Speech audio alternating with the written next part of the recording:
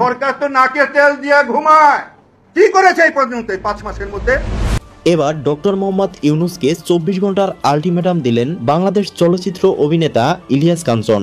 এই সরকারের বিরুদ্ধে আগে আমাদের দাঁড়াতে হবে। সম্প্রতি এমনই একটি ভিডিও প্রকাশিত হয়েছে সামাজিক যোগাযোগ মাধ্যমে। সেখানে দেখা যায় শিক্ষার্থীদের পাশে দাঁড়িয়ে সমন্বয়ক ও উপদেষ্টাদের কঠোর হুঁশিয়ারি দেন ইলিয়াস কাঞ্চন। তিনি বলেন, সরকার কই? সরকার তো নাকে তৈল দিয়ে ঘুমায়। এই সরকারের বিরুদ্ধে আমাদের রুখে দাঁড়াতে হবে।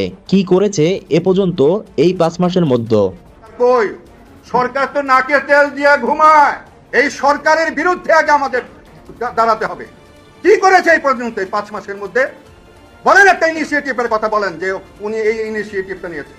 আছে কোন ইনিশিয়েটিভ? বলেন তো, জুড়ে বলেন, আছে? এদিকে সমন্বয়ক ও উপদেষ্টাদের কার্যকলাপে অসন্তুষ্টি প্রকাশ করেছে শিক্ষার্থীরা। তারা বলেন, শিক্ষা প্রতিষ্ঠানকে ব্যবহার করে একটি পক্ষ ফায়দা নেওয়ার চেষ্টা চালাচ্ছে। হাসানাত সার্জিস মানে বাংলাদেশ নয়। সার্জিস আলম মানে বাংলাদেশ না। এই সার্জিস, এই হাসনাতের জন্য আমরা আন্দোলন করছি।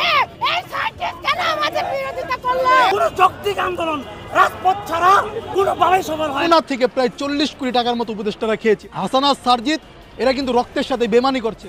প্রিয় দর্শক, দেশের এই বিষয়গুলো আপনি কিরকম দেখছেন জানিয়ে দিন কমেন্ট বক্সে। এছাড়া ভিডিওটি ভালো লাগলে একটা লাইক দিয়ে চ্যানেলটি সাবস্ক্রাইব করে পাশে থাকুন।